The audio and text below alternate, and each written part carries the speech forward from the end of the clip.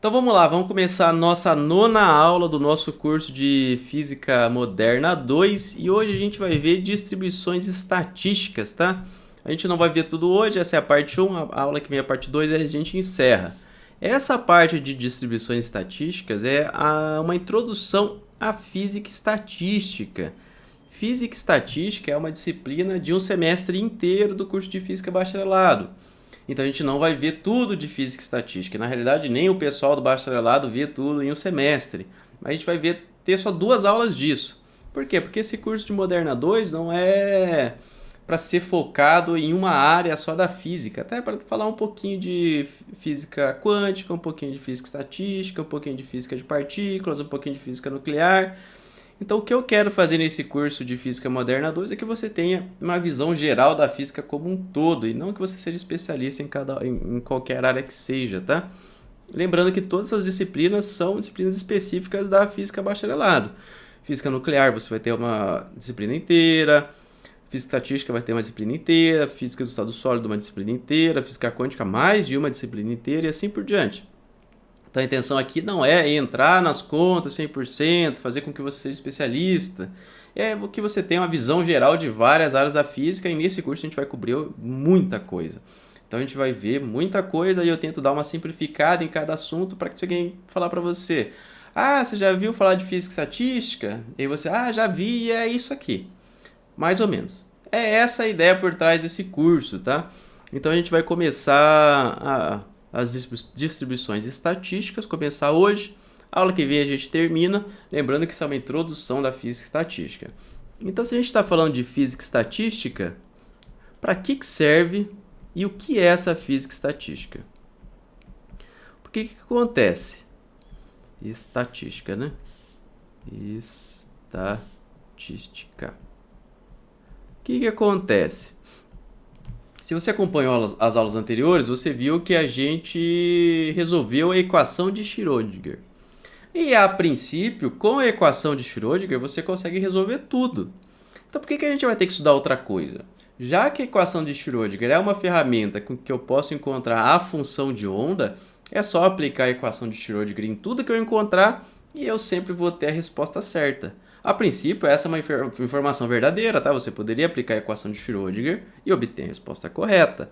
Só que como a gente vai ver, isso não é possível do ponto de vista prático. Do ponto de vista teórico seria possível, mas do ponto de vista da prática, não. Mesmo aquele átomo de hidrogênio, que era só um elétron e um próton, você lembra a dificuldade que a gente teve que fazer, o tanto de conta que a gente teve que fazer, e isso sem incluir interações menores, a estrutura fina, estrutura hiperfina, o efeito Zeeman, a gente nem chegou a introduzir isso e você lembra o trabalho que deu. Isso para um elétron e um próton. Na verdade, podia ser mais de um próton, né? Qualquer carga positiva no centro, mas era um elétron só.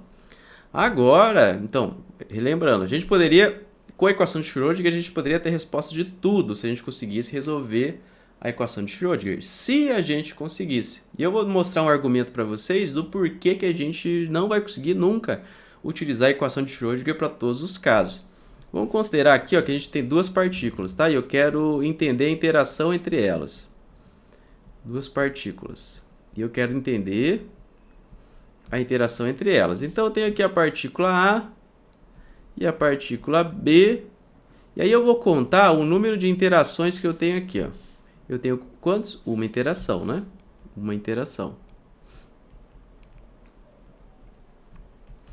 Agora, se eu tiver 3 partículas,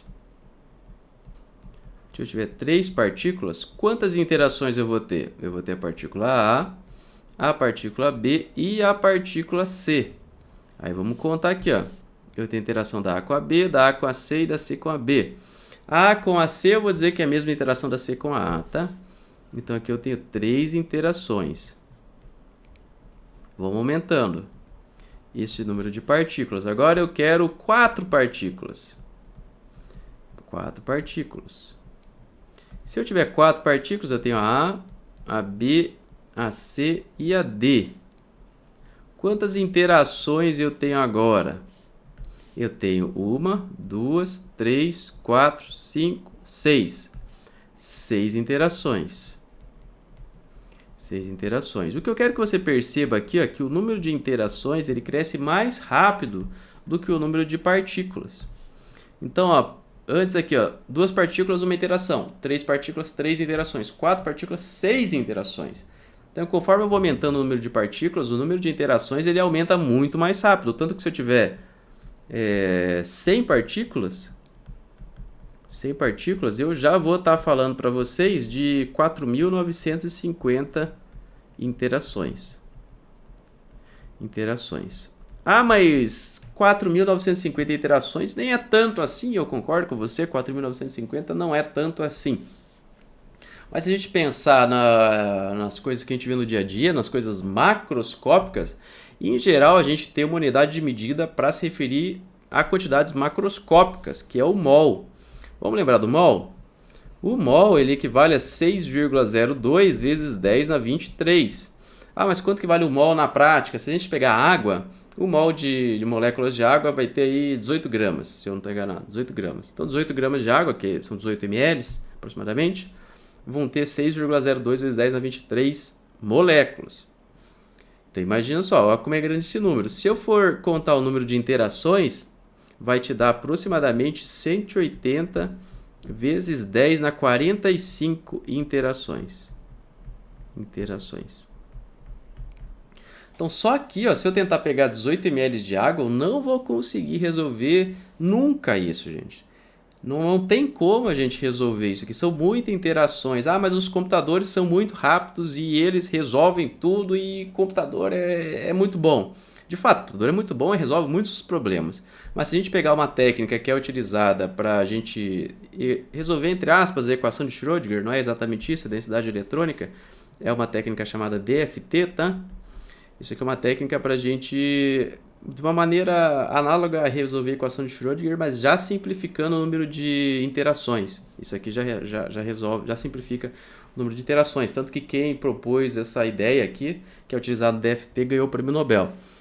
Mas se a gente utilizar essa técnica aqui, ó, no melhor computador do ano que eu estou gravando, que é 2022, você vai conseguir fazer aí, estourando uns 10 mil átomos, tá?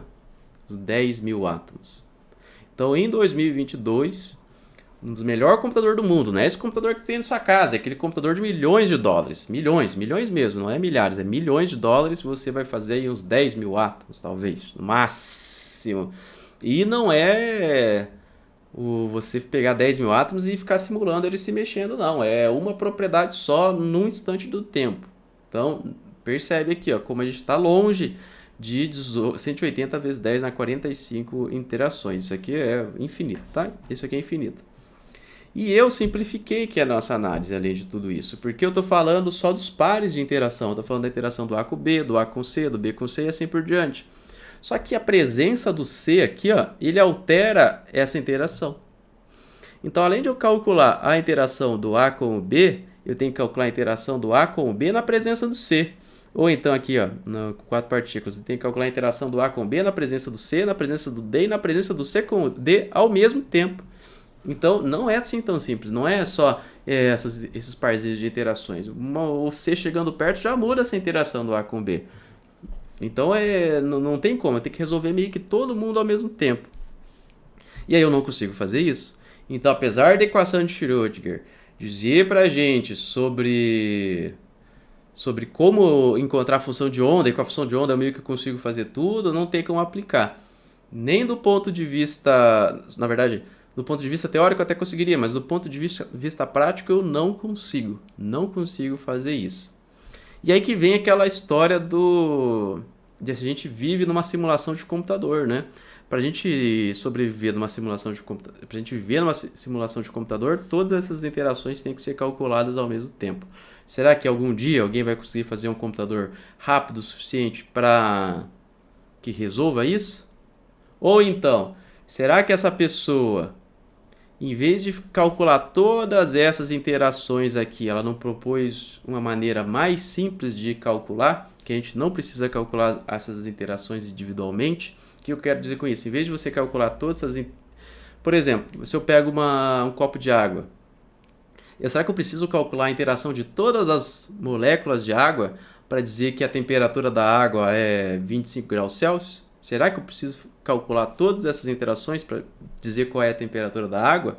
Então, se alguém em algum momento inventasse um sistema computacional que consegue burlar essas interações, que consegue fazer você pular essas interações e dar para os seres humanos apenas a informação que ele consegue ver, por exemplo, temperatura você consegue ver, mas tanto faz para você se a molécula foi para a direita ou se ela foi para a esquerda. Se uma dessas 6,02 vezes 10 a 23 moléculas foi para a direita ou foi para a esquerda, não faz diferença nenhuma, você concorda comigo? Então imagine se alguém tivesse inventado um sistema em que você consegue evitar de calcular todas essas interações e só calcular o que é útil para os seres humanos. E adivinha só, a física estatística é mais ou menos isso. Porque o que a física estatística faz? O que a física estatística faz? Estatística. Ela fala pra gente assim, ó. Eu não preciso, se eu quero saber a temperatura do copo de água, eu não preciso saber o que cada uma dessas moléculas de água estão fazendo. Isso para mim não me interessa. Mas se eu souber como uma molécula se comporta, eu consigo prever qual vai ser a temperatura desse copo de água. Então o que a física estatística faz para a gente? Ela propõe para a gente modelos estatísticos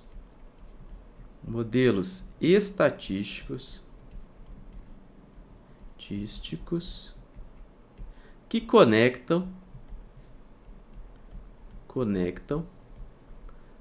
Nossa, tá ruim em português aqui, hein? Conectam. O que esses modelos estatísticos conectam? Eles conectam propriedades microscópicas, já dou exemplo. Propriedades microscópicas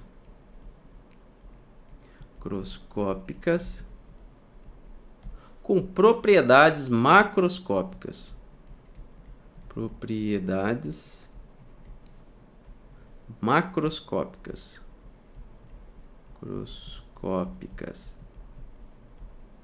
Tô meio que tampando aqui, né? Deixa eu ir um pouquinho para o lado. Então, qual que é a ideia aqui? Ó? Se eu quero saber a pressão, temperatura, que são coisas que a gente mede aqui no dia a dia, e eu não preciso saber exatamente o que cada uma dessas 10 a 23 partículas, dessas moléculas, estão fazendo, eu não preciso saber. Porque são tantas partículas, tantas moléculas, que a estatística vai me dar um resultado aproximado muito coerente.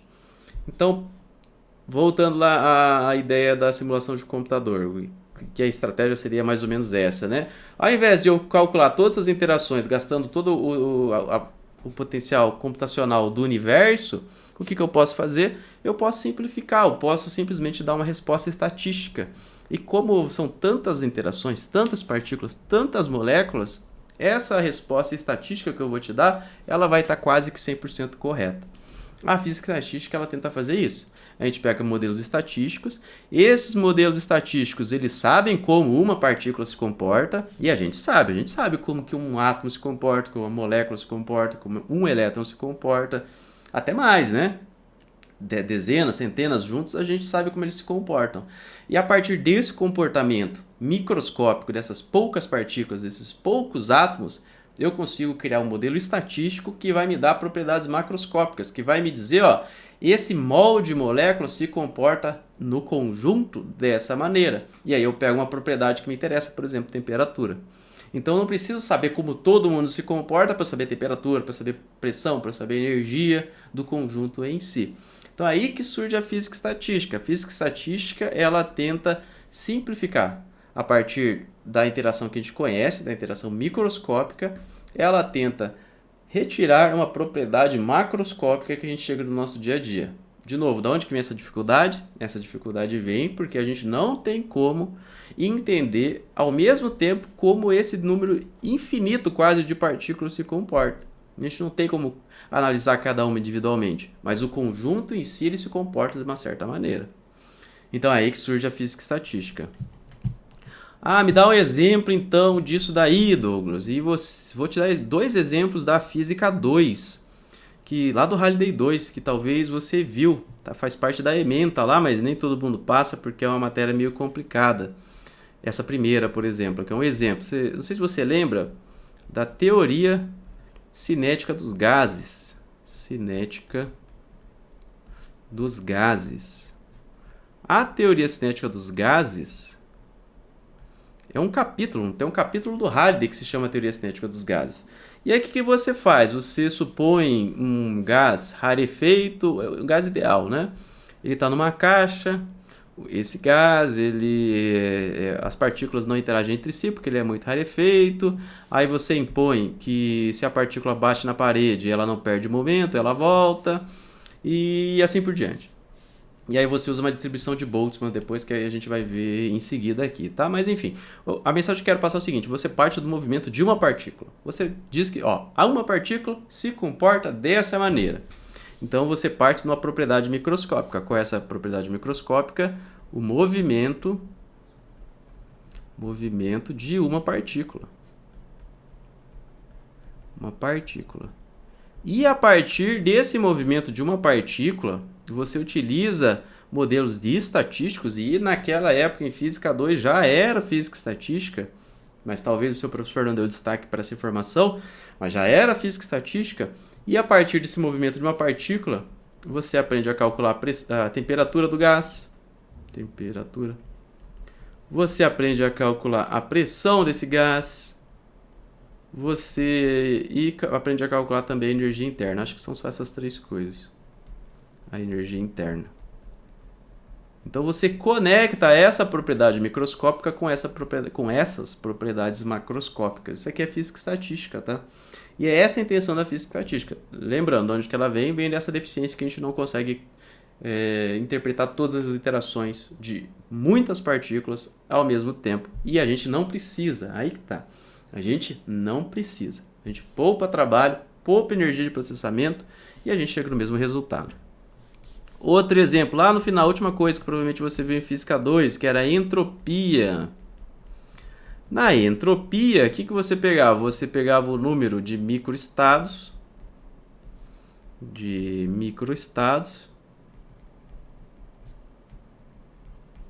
e a partir desse número de microestados, você encontrava a entropia da configuração.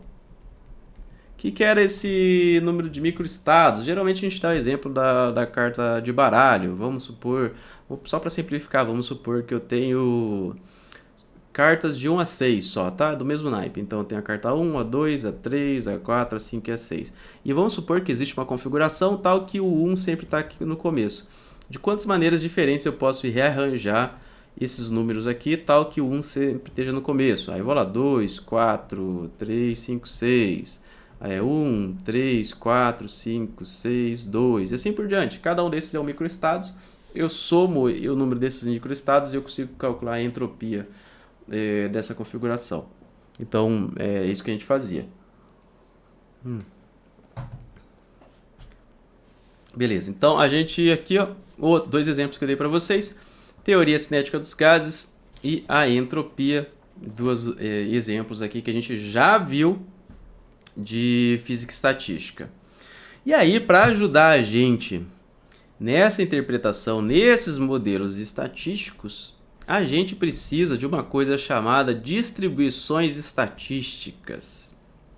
Então, a gente precisa de uma ferramenta que a gente chama de distribuições estatísticas para a gente conseguir fazer essa análise aqui. E a gente já utilizava uma distribuição estatística aqui na teoria cinética dos gases.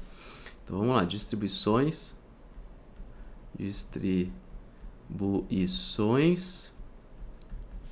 estatísticas. Para a gente começar a entender esse conceito, vamos pegar um exemplo de uma distribuição estatística que não é exatamente as que a gente vai utilizar, mas é só para você entender o que eu quero dizer com distribuição estatística. Vamos supor o seguinte, você tem um gás aqui, um gás oxigênio, tá? É um exemplo isso aqui que eu estou dando para vocês. É um gás oxigênio. E ele está numa temperatura de 27 graus Celsius. E aí eu escolho uma molécula aleatória desse gás, tá? Que é O2. Pego uma molécula aleatória desse gás. Qual que vai ser a velocidade dela? Se você pensar, Ó, isso aqui é uma vírgula, tá? Ah, a temperatura tá 27 graus Celsius e a temperatura é o grau de agitação das moléculas, então a partir da temperatura eu consigo ter uma ideia da velocidade das partículas. Só que o ponto é, nem todas as partículas, nem todos esses oxigênios, eles vão estar com a mesma velocidade. Concorda comigo? Pode ser que estejam mais rápido naquele instante, no instante que você vai pegar a molécula. Num instante um está mais rápido, num instante outro está mais devagar. E aí você vai ter uma distribuição estatística da velocidade. Cada velocidade vai ter uma probabilidade diferente de você pegar. E nesse caso aqui em específico, vai ser esse gráfico aqui, ó. Vou colocar aqui desse lado, melhor, ó. Esse gráfico aqui ele me dá a velocidade, ó, a velocidade molecular, e aqui uma distribuição estatística. Quanto maior esse valor, maior a probabilidade de eu aleatoriamente pegar uma molécula e ela ter a velocidade aqui, ó.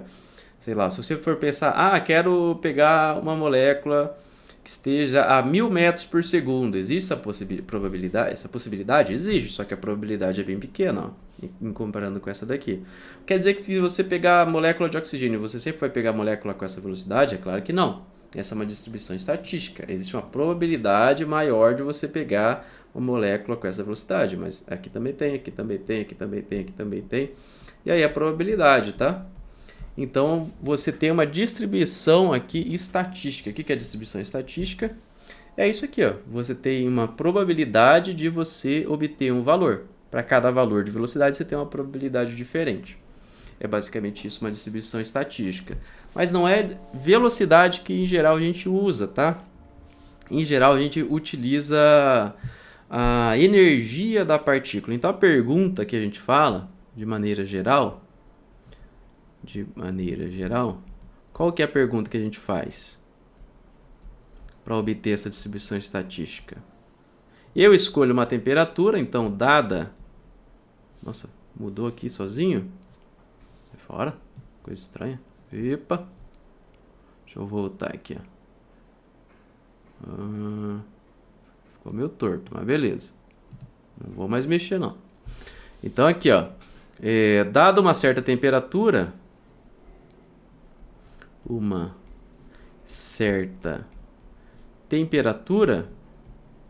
eu escolho essa temperatura, qual a probabilidade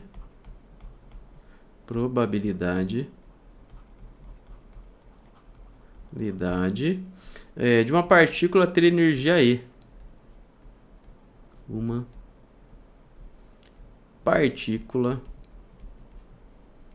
ter energia E. Energia E é maiúsculo, né? Não minúsculo, que é E de energia. Então, essa é a pergunta que eu vou fazer para eu obter as minhas distribuições estatísticas. Aqui nesse exemplo do oxigênio, eu falei para vocês da velocidade. Mas, em geral, a gente não fala da velocidade. Dada uma temperatura, qual é a energia? Geralmente, a gente quer saber a energia. E aí, o que dá para a gente fazer com essas distribuições estatísticas? Que é a pergunta que você provavelmente está se fazendo. Beleza, faço a distribuição estatística e aí? Ganho nada, só ganhei trabalho para fazer. O que dá para fazer com isso? O que dá para fazer com isso? Se eu descobrir essa distribuição estatística, ou seja, se eu descobrir qual é a probabilidade de uma partícula ter energia E, lembra que isso aqui só vale para quando a gente tem muitas partículas, tá? Estatística é isso, estatística é a lei dos grandes números, só vale quando a gente tem muitas repetições. Mesma coisa aqui, quando a gente fala de estatística, a gente está falando de sempre grandes números. Então, se eu tiver um grande número de partículas, qual é a probabilidade de uma delas ter energia E em uma certa temperatura? Supondo que eu encontrei essa distribuição estatística, vamos supor que ela fosse assim, tá? E aqui, em vez de ter a velocidade, ia ser a energia, né? Aqui seria energia e aqui seria a probabilidade, porcentagem, vamos chamar assim. Na verdade, não é porcentagem, é probabilidade.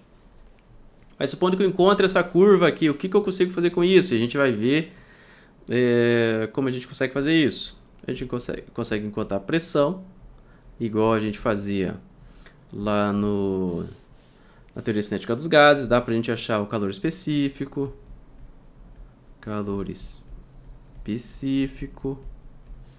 Dá para a gente encontrar a entropia. Dá para a gente calcular propriedades semicondutores que a gente vai ver lá na frente. Propriedades de semicondutores. E muito mais outras coisas, né? E etc. Quando acaba os exemplos, você coloca um etc aqui, geralmente. E aí, nessas distribuições estatísticas, são 3 as que a gente vai trabalhar na física, tá? Uma delas a gente vai ver hoje, que é a primeira que vai aparecer aqui. Mas na física a gente trabalha com 3 distribuições estatísticas. A primeira que a gente vai ver hoje, ela vem lá da física clássica. E a gente vai utilizar ela para a gente entender, tá? Mas o que a gente aprender com essa distribuição da física clássica, ela também, o que a gente aprender vai ser utilizado também nas da física quântica. Então são 3 as distribuições estatísticas. E a gente vai começar pela física clássica. Por que eu vou chamar essa distribuição de física de uma distribuição que vale na física clássica? Porque eu não vou considerar que as partículas são indistinguíveis. Lembra que a gente trabalhou isso bastante 2 aulas atrás? Então as partículas são... Eu preciso de mais espaço aqui, vai ter jeito. As partículas são distinguíveis.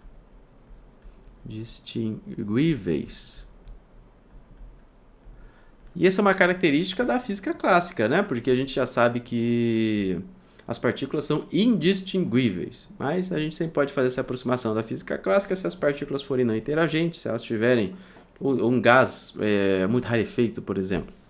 E aí a gente chama essa distribuição que a gente vai ver, existem outras distribuições, mas essas são as que a gente vai utilizar na física. A distribuição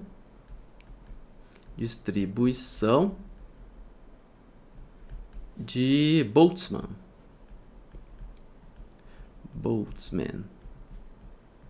Ou é Boltzmann? Então essa distribuição de Boltzmann é uma distribuição que ela considera que as partículas são distinguíveis. A gente vai ver ela hoje. Mas tem mais 2 que a gente também vai ver. E as outras, elas são da física moderna. Porque elas já consideram que as partículas são indistinguíveis. Partículas são indistinguíveis. E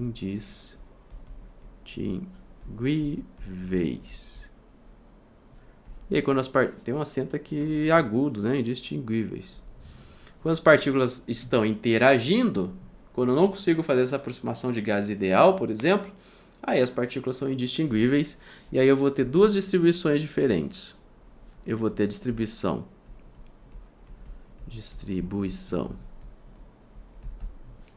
de Fermi-Dirac. E pelo nome você já consegue ter uma ideia de que tipo de partícula vale. Se é uma distribuição de Fermi-Dirac, ela vale para férmions. E a gente também tem a distribuição de Bose-Einstein.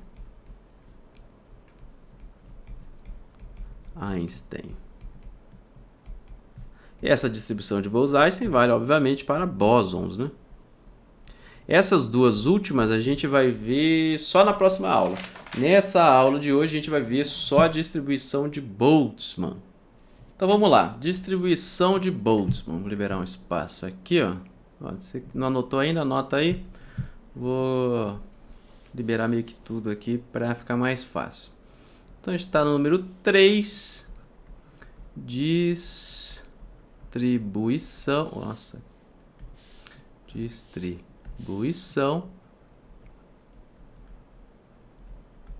de Boltzmann. Com 2 N's mesmo, tá? Beleza, deixa eu colocar aqui bonitinho. Dividir no meio quadro. Aí, vamos lembrar aqui, ó, eu escrevi para vocês, mas como estou entrando de fato aqui na distribuição de Boltzmann, vou colocar todos os parâmetros dela aqui. Ela não leva em consideração a física quântica, tá?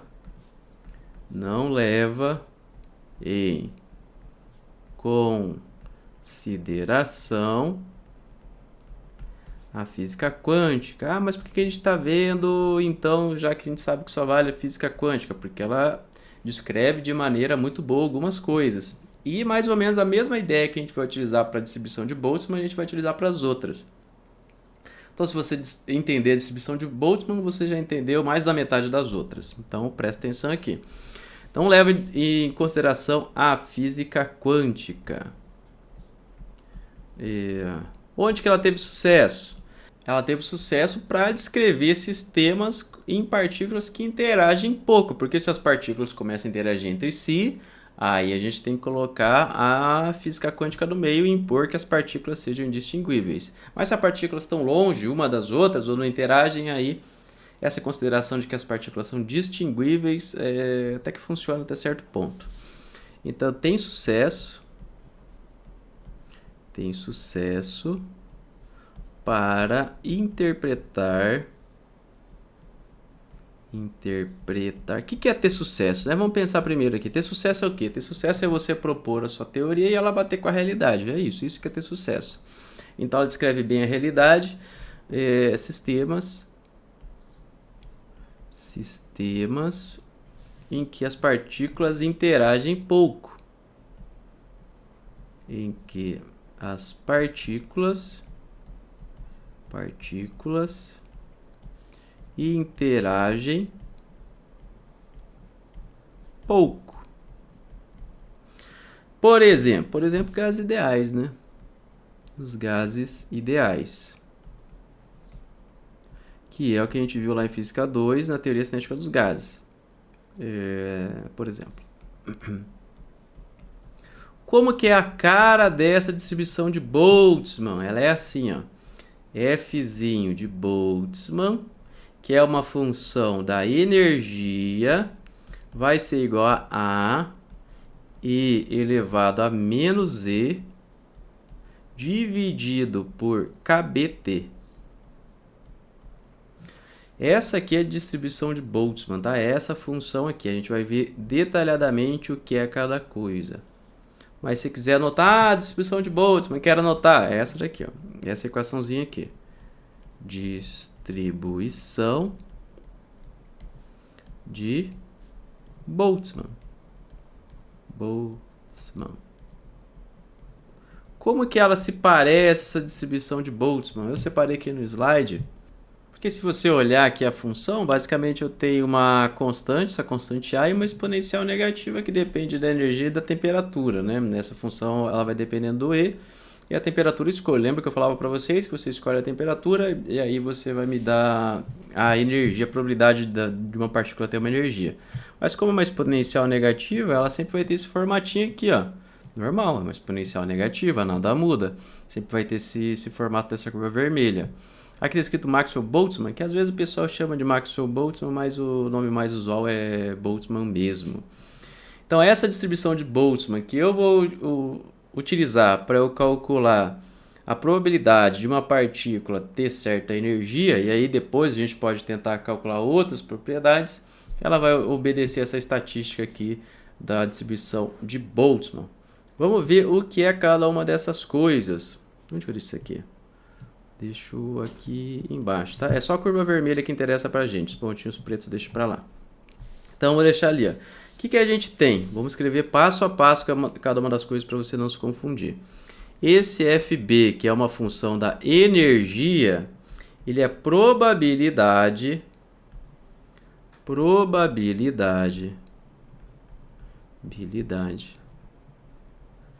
de um estado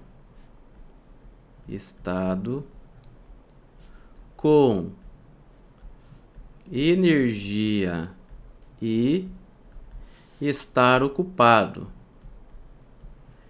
ocupado. Então já percebe que essas distribuições, elas não me dizem qual é a probabilidade da partícula ter tal energia. É um pouco diferente. A probabilidade de um estado com energia E estar ocupado. Porque o meu sistema ele pode permitir diversos estados e não necessariamente uma partícula vai estar naquele estado. Não sei se fez muito sentido isso. Vamos pensar assim, ó, se eu tenho tô na fila do banco. E aí tem cadeiras para eu sentar aqui, ó. E são 3 cadeiras e 2 pessoas. Pode ser que essa cadeira esteja ocupada e essa cadeira também, e essa esteja desocupada. E essa aqui era uma cadeira que era possível. Então esse aqui é um estado energético possível, só que nenhuma partícula escolheu estar nele. Aí também é meio bizarro o exemplo, mas pode, por exemplo, 2 partículas estarem nesse estado e nenhum nos outros. Esse exemplo da cadeira não fez muito sentido.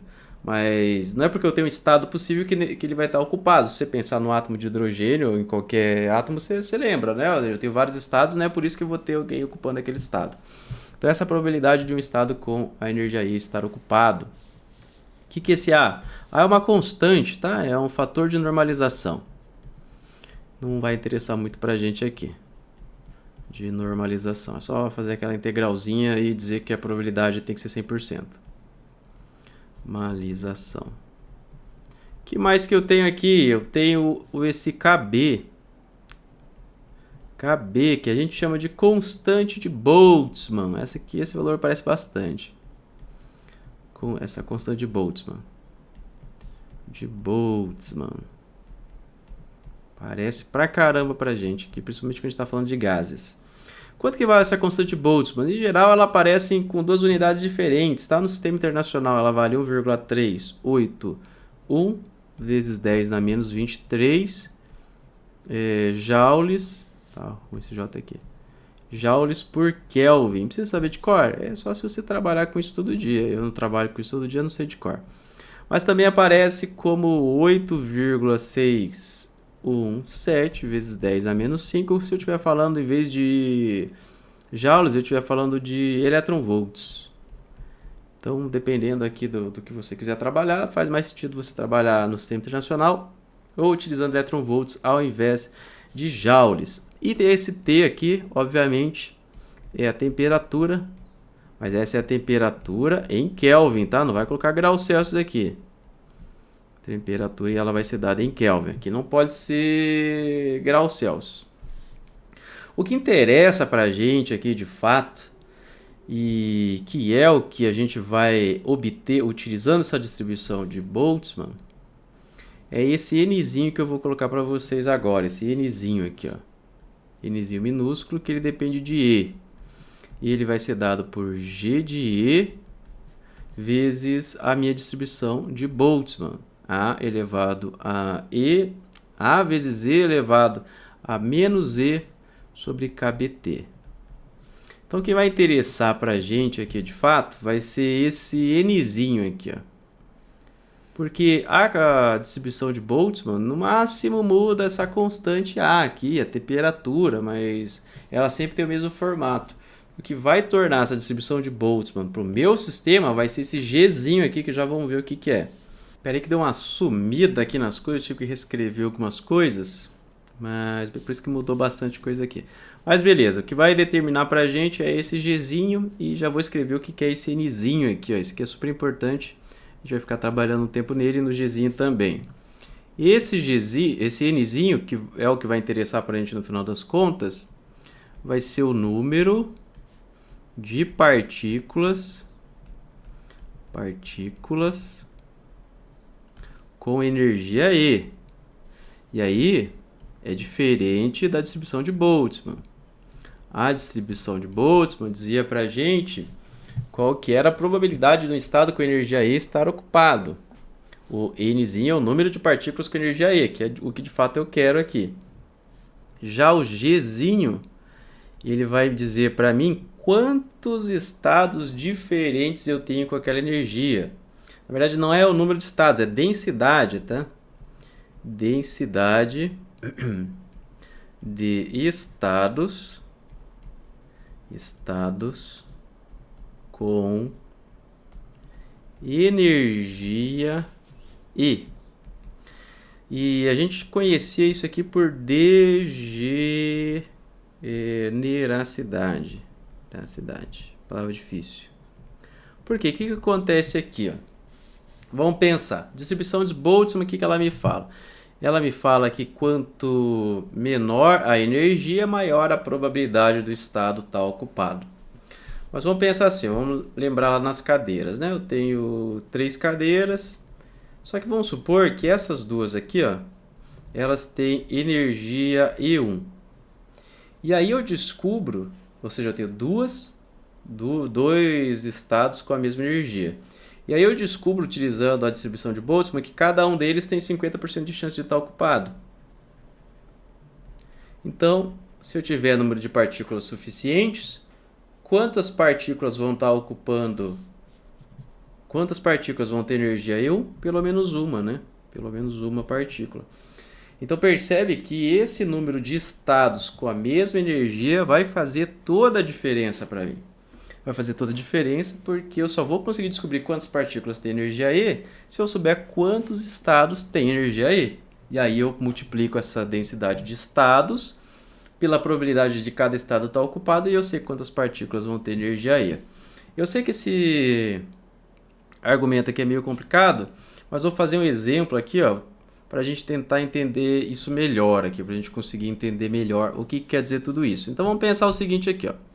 Vamos fazer um exemplozinho. Bem parecido com aquele que a gente viu antes do oxigênio, tá? Eu quero descrever a velocidade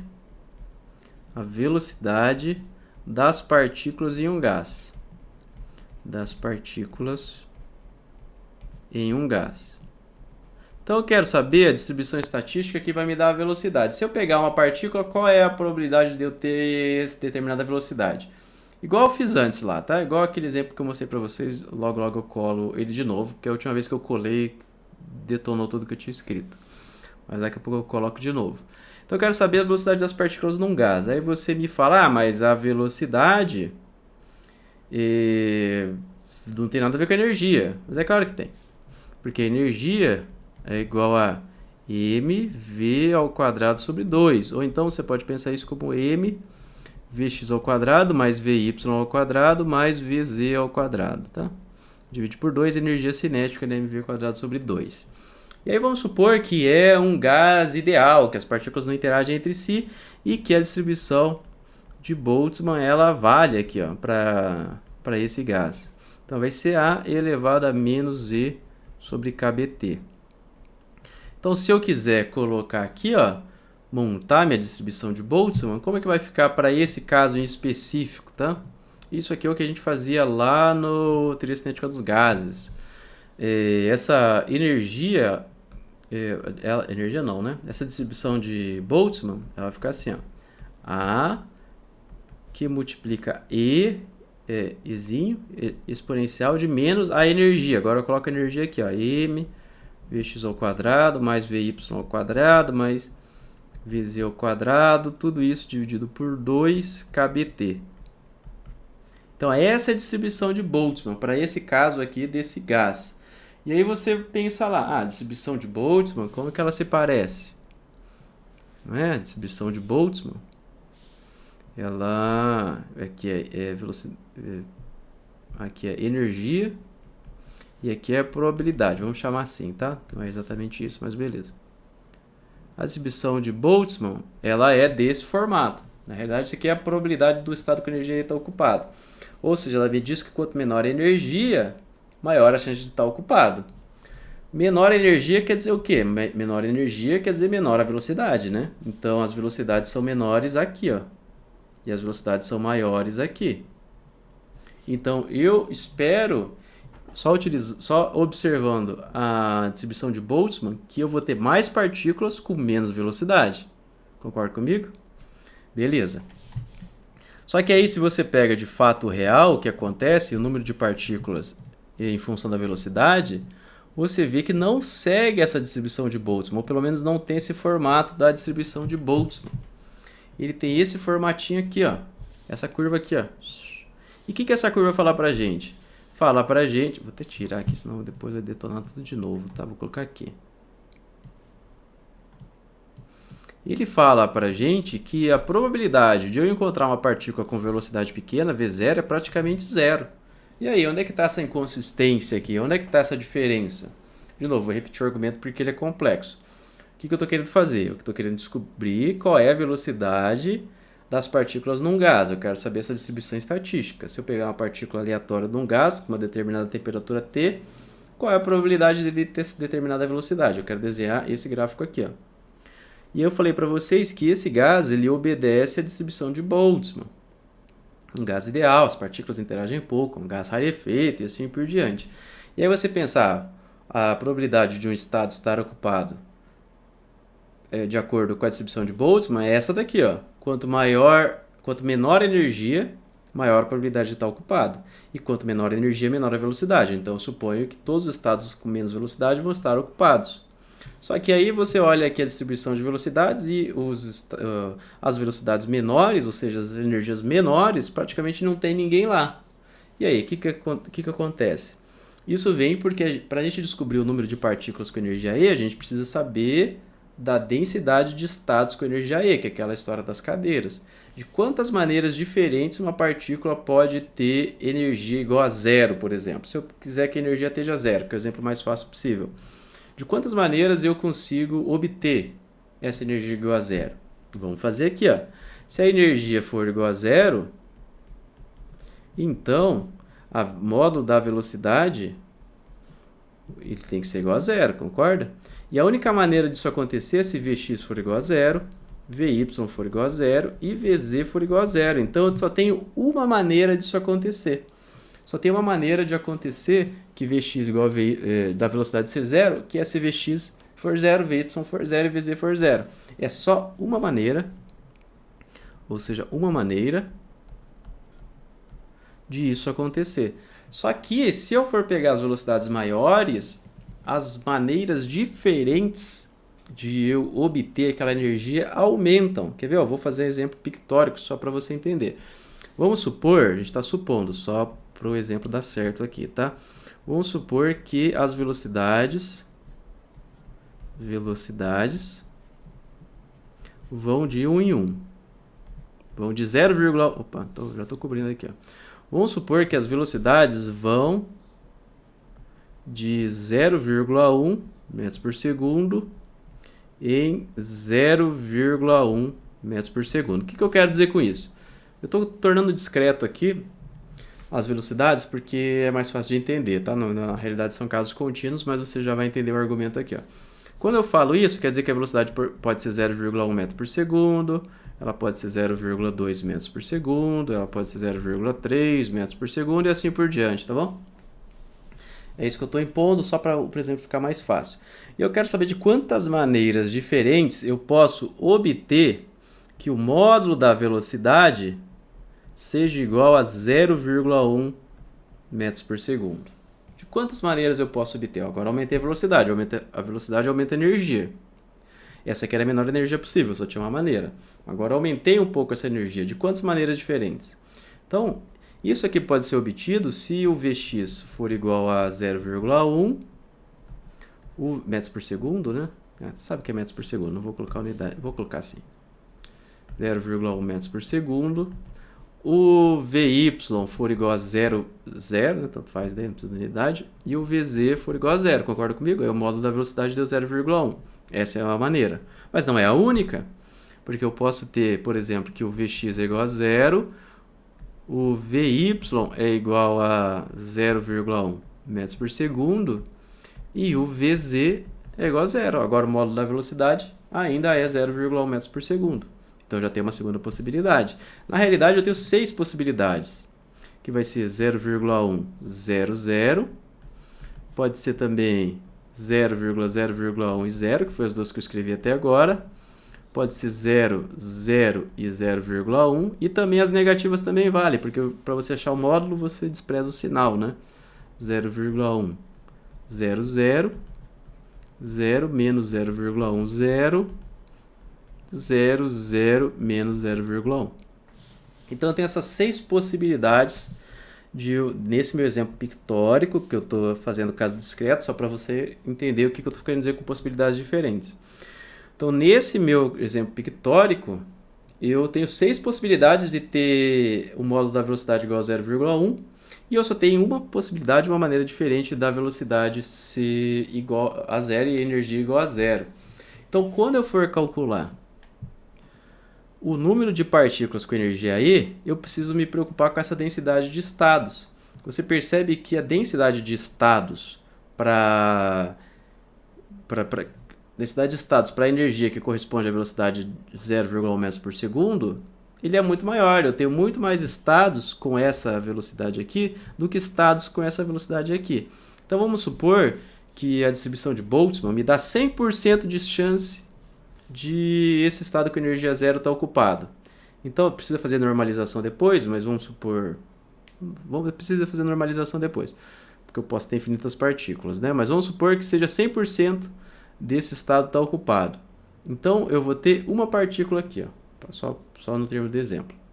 Vamos supor agora que a distribuição de Boltzmann ela vai diminuindo conforme a velocidade vai aumentando. Aqui então a energia aumentou e agora a distribuição de Boltzmann vai me dar um valor menor. Vamos supor que a probabilidade de eu ocupar um estado com a energia que corresponde a essa velocidade de 0,1 metros por segundo é de 50%.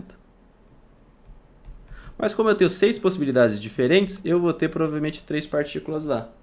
Então percebe que mesmo eu aumentando a energia, pode ser que eu encontre mais partículas com aquela energia. Porque o número de partículas no estado, em estados com energia, com determinada energia, depende da densidade de estados. Quanto mais possibilidades eu tiver de atingir aquela energia, maior a chance de eu encontrar uma partícula lá. Na verdade, tem que fazer a conta, né? Porque, por exemplo, se você for para muito longe, conforme você vai aumentando aqui a velocidade, você tem mais maneiras de você atingir aquela energia, aquela velocidade. Só que aí a distribuição de Boltzmann vai caindo, né? Então você multiplica uma pela outra e você encontra essa forma aqui, ó, bonitinha. Então é por isso que a gente não obtém esse formato aqui para o número de partículas com energia E, porque a gente tem que multiplicar pela degeneracidade dos estados, pela densidade de estados com energia determinada, com energia E. E aí vamos tentar fazer, aqui eu fiz o exemplo discreto, mas vamos fazer o exemplo contínuo aqui, ó, só para a gente entender como é que funciona. Para facilitar, vamos fazer primeiro em 2 dimensões, tá? Mas é bem fácil a gente passar para 3 dimensões, é só porque é mais fácil de desenhar. Então vamos imaginar em 2D. Qual que é o nosso objetivo aqui? É encontrar o Gzinho, o G de E, que é a densidade de estados. Vamos imaginar em 2 dimensões. E aí eu vou desenhar um plano cartesiano, você já vai entender o que eu estou querendo dizer aqui, ó. E esse plano cartesiano ele me diz qual que é a velocidade. Como eu só tenho 2 dimensões, eu tenho a velocidade em x e a velocidade em y. Certo? Vamos supor que eu quero que, por exemplo, vamos colocar aqui, ó, que seria, por exemplo, 0,5, aqui seria 1. Aqui seria menos 0,5. Aqui seria 1. Está em metros por segundo isso aqui, tá? Metros por segundo, aqui está em metros por segundo. Então, aqui seria o 0,5, aqui seria o 1. Aqui seria o 0,5, aqui seria o 1. Tem que fazer o desenho menos 0,5, menos 1. Teria que fazer com mais critério aqui, né, o desenho. Mas é só para a gente entender. O que eu estou querendo aqui, ó?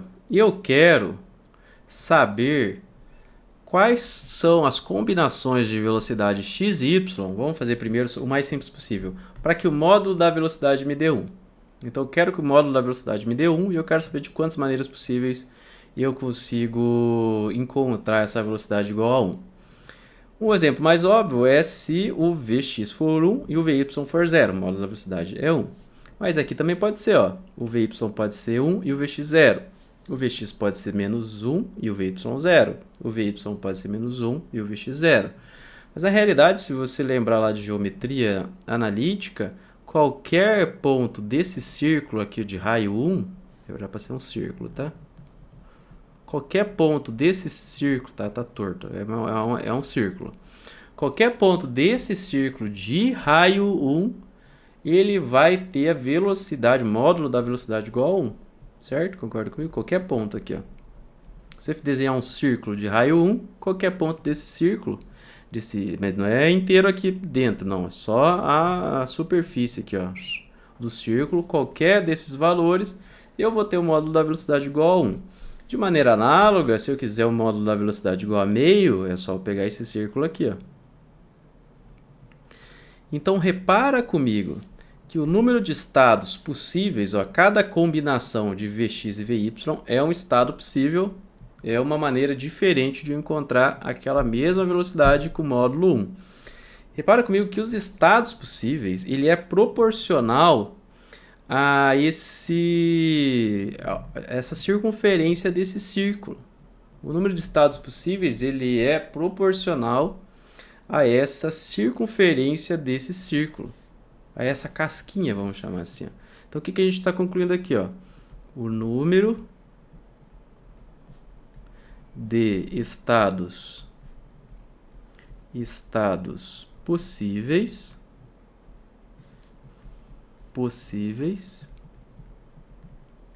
ele é proporcional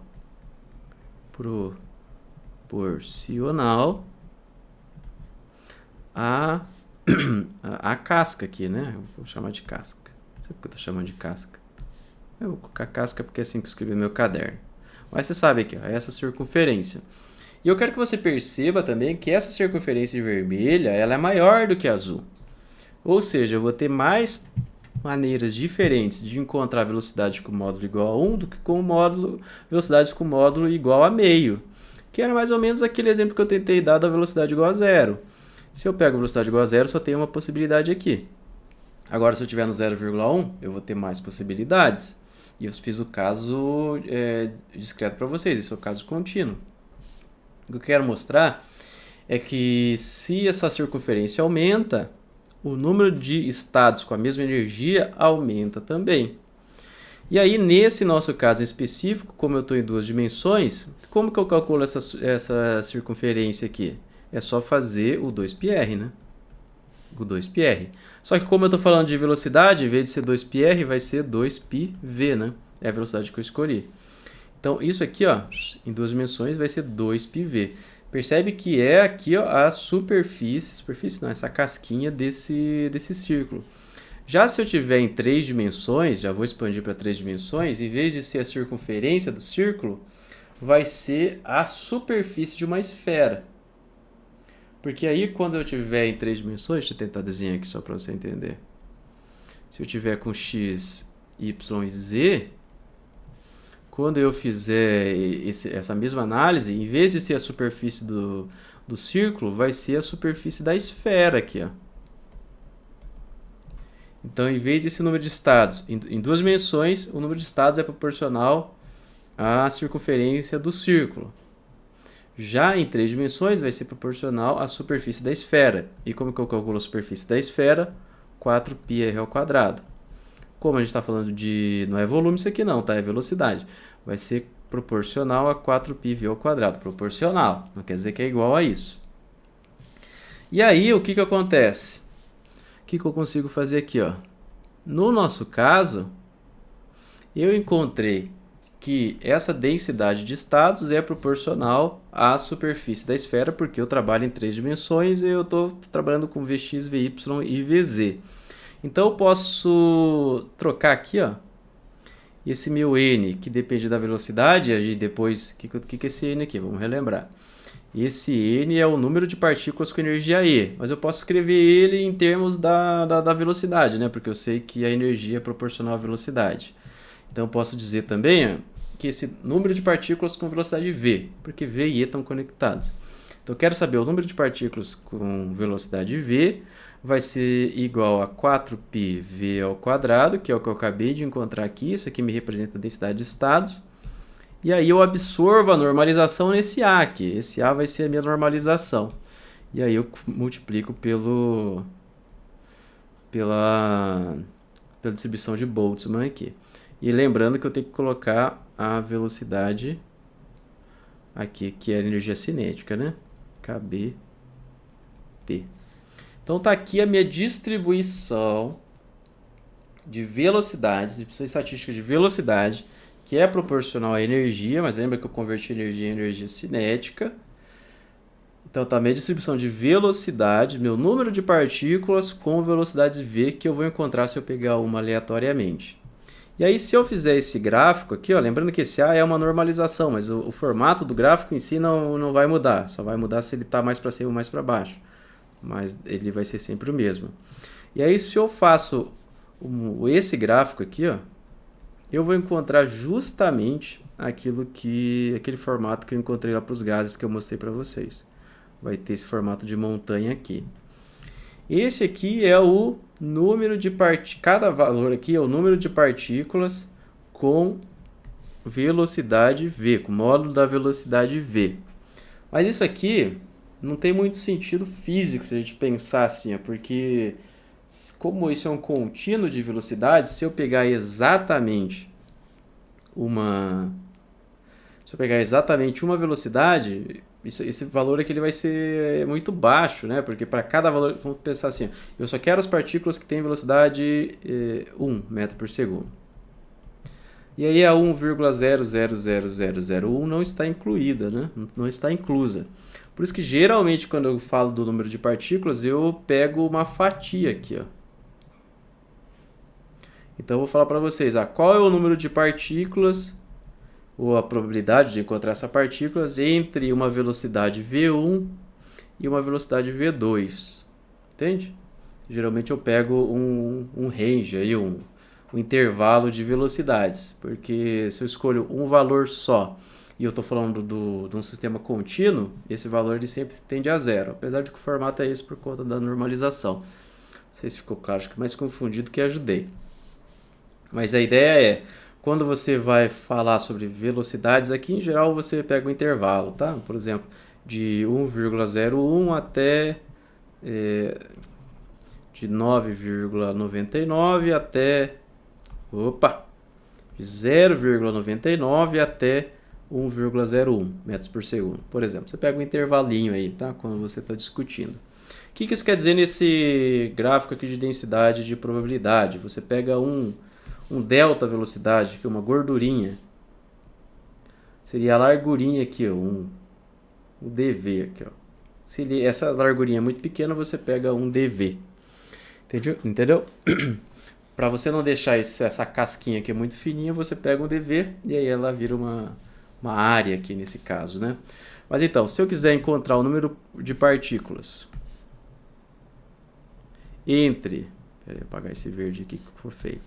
O número de partículas com energias de V1 até V2, o que eu tenho que fazer? Eu tenho que encontrar essa área embaixo da curva.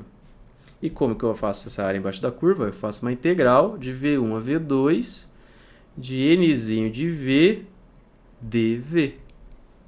É isso que eu faço. Porque o que era o NV?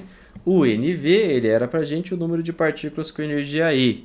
E aí eu vou somando esse número de partículas, todas as partículas que eu tenho entre V1 e V2, ou seja, é só eu fazer essa integralzinha aqui. E aí, se você quiser montar essa integral, você vai ficar com 4π vezes A, lembrando que esse A é a normalização, e para a gente tanto faz a normalização. Tudo que essa normalização iria fazer seria, em vez de eu ter um gráfico assim, ó, em vez de eu ter um gráfico assim, ele ia ser assim, ó. Mas é o formato, que o formato ficou errado. Mas o formato é exatamente o mesmo, tá? É só essa barra aqui que... Só essa barra aqui, o Y, que está mais para cima, mais para baixo. Então, esquece da normalização por enquanto, tá? E aí, é só fazer a integral de V1 a V2 de V ao quadrado elevado a menos V ao quadrado sobre 2 kBt. O que a gente encontrou aqui, ó? O número de partículas entre V1 e V2. A gente está encerrando essa aula aqui agora, mas o que são os conceitos importantes aqui? Esse conceito de densidade de estados é muito importante, a gente vai voltar nele quando a gente estiver falando de nanopartículas, tá? Nanomateriais, ele é muito importante. E esses conceitos todos que a gente viu aqui, de como a gente calcula essa densidade de estados, esse conceito aqui, ó, esse desenho aqui principalmente, a gente vai voltar nele na próxima aula. Então dá uma revisada aí. Essa aula tem bastante conceitos diferentes, mas as contas até que são fáceis, tá? E aí na próxima aula a gente volta falando das outras duas distribuições que faltaram, que é Fermi-Dirac e Bose-Einstein. Eu sei que essa aula é meio confusa, por isso que às vezes vai ter que assistir 2 vezes para entender completamente. E até a próxima aula.